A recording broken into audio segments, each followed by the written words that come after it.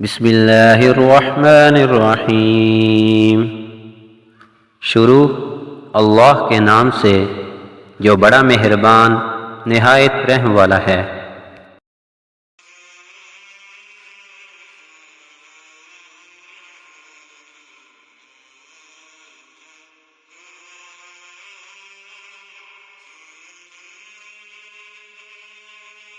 سیدہ عائشہ رضی اللہ عنہما سے مروی ہے، وہ کہتی ہیں رسول اللہ صلی اللہ علیہ وآلہ وسلم کی طرف وحی کی ابتدا نیند میں سچے خوابوں کی صورت میں ہوئی۔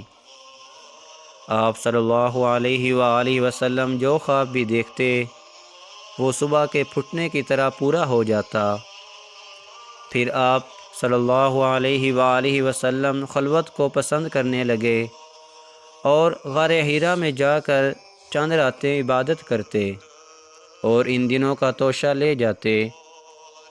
پھر سیدہ خدیجہ رضی اللہ عنہما کی طرف لوٹتے اور اتنے دنوں کے لیے پھر ذات لے جاتے، یہاں تک کہ ایک دن اچانک آپ صلی اللہ علیہ وآلہ وسلم کے پاس حق آ گیا اور آپ صلی اللہ علیہ وآلہ وسلم غار حرا میں ہی تھے۔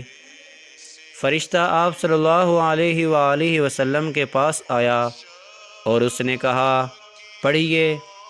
آپ صلی اللہ علیہ وآلہ وسلم نے فرمایا میں پڑھنے والا نہیں ہوں۔ چنانچہ اس نے مجھے پکڑ کر اس قدر دبایا کہ مجھے مشقت محسوس ہوئی۔ پھر اس نے مجھے چھوڑا اور کہا پڑھو۔ میں نے کہا میں پڑھنے والا نہیں ہوں۔ اس نے پھر مجھے پکڑ لیا اور دبایا حتیٰ کہ مجھے مشقت محسوس ہوئی۔ پھر اس نے مجھے چھوڑا اور پھر کہا پڑھیں۔ میں نے کہا میں پڑھنے والا نہیں ہوں۔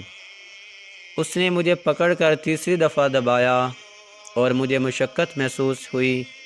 پھر اس نے کہا اقرأ بسم ربک الذی خلق۔